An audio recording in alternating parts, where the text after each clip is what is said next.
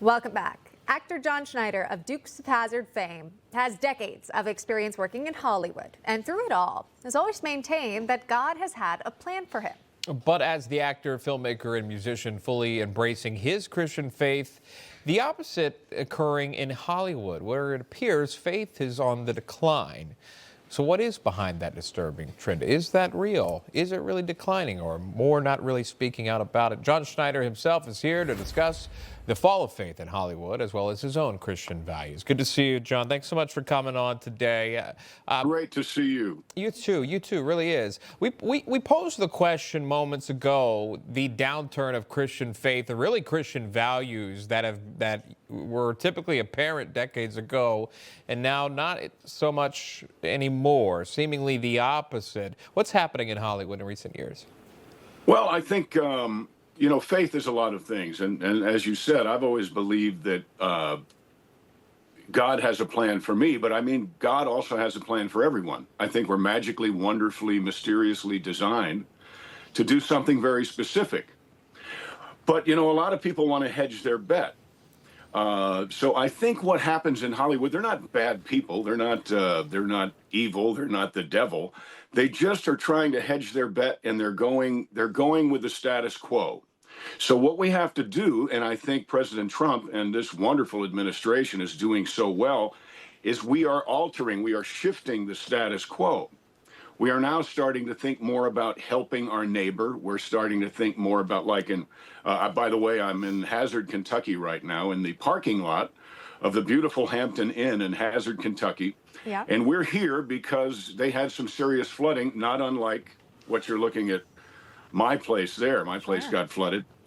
But, I think that once a Jimmy Stewart movie, once a John Wayne movie hits, then the powers that be, or so-called powers that be in Hollywood, will realize that there's a whole lot more of us, like the folks here in Hazard, like the folks in your community, who depend upon one another, who are not depending upon a free lunch or an easy job.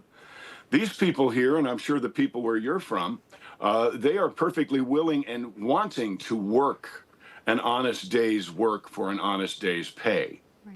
That has kind of gone away in Hollywood.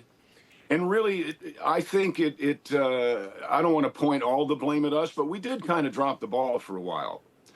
Christians kind of dropped the ball and said, well, we're not going to enter into this battle because there's no sense. Well, I tell you what, if God's on your side, then who in the world is against you?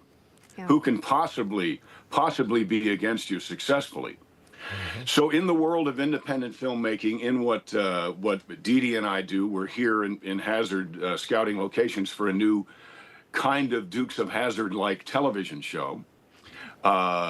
We believe that God put us here for a reason.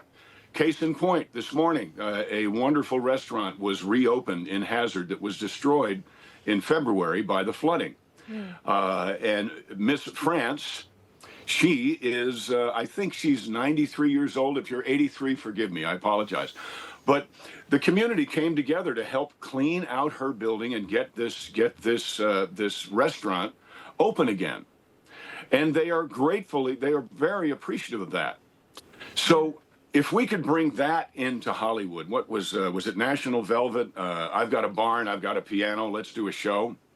If we can get that spirit back again, and I think we are, I think that folks like me who refuse not to be independent, sure. We refuse not to have faith that God has designed us to do something very specifically. I think God put us here this morning.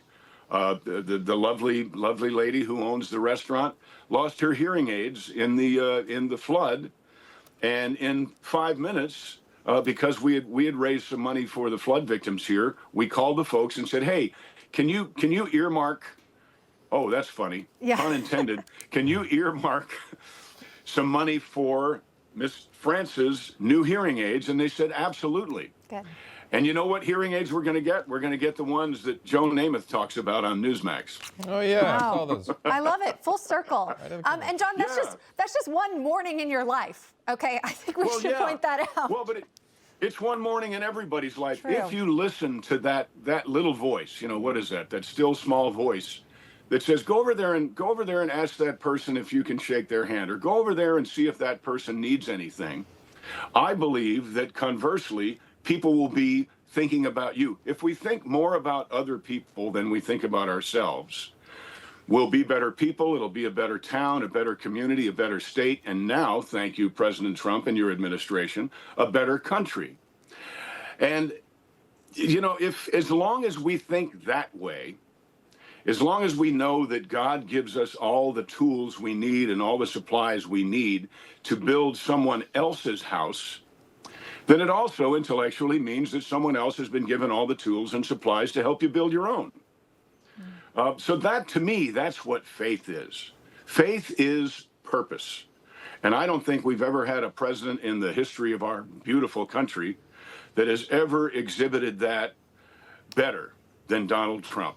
Yeah, well, one of the things that, John, I don't mean to cut you off, but one of the things that we had earlier, maybe you saw it, was, remember, the president created the White House Faith Office now. I mean, the first time ever. And now we had the director come on earlier and talk about how faith is involved now in the White House, and how they're having a service tonight, a dinner tonight, and it's being recognized. Franklin Graham's going to be there, and also Pastor Paula White's going to be there as well, and several notable others. And it was Emma that pointed out, what was it, last year that they had, Emma? It was Transgender Day of Visibility, Visibility Day. It was the same day as Easter, and President Biden took time to recognize that on Easter Sunday.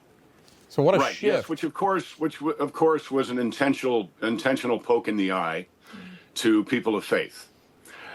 So it's wonderful that we're seeing this. It's wonderful that we're no longer timid. Being a Christian was kind of like being a Republican. You whispered it. You didn't put this hat on, right? You whispered it. And you whispered your prayer about your prayer to God. You whispered your faith. You whispered your Christianity. You whispered your conservatism. But now, as I like to say, it's their turn to whisper. We have the floor. This is a filibuster that is never going to end. We are not going to allow the enemy, and I mean the enemy of freedom, the enemy of free thought, the enemy of community. We're not going to allow that to take over again. We can't. We did drop the ball, okay? I applaud President Trump and his administration and everyone who is now no longer whispering that they are Christian, or no longer whispering that they are Americans, no longer whispering that they are conservatives. I applaud all of that, but don't get too comfortable with it. Keep doing it. Keep helping your neighbor. If you need help, don't be afraid to say you need help. Keep this wonderful wave going, okay? And because, like I said before, in Hollywood and really in many, many places, I think perhaps, sadly, all walks of life, we got timid and we dropped the ball. So now that we have the ball, don't ever let it go. Don't ever let it go. Doesn't mean beat people over the head with your Christianity, because I don't like that either. It means exhibit your faith for other people to see. Be an example. Practice what you preach, basically. And what is one of the wonderful things about President Donald J. Trump is that every single day we see him practicing what he's been preaching since he was 25, 26 years old. I think it's wonderful.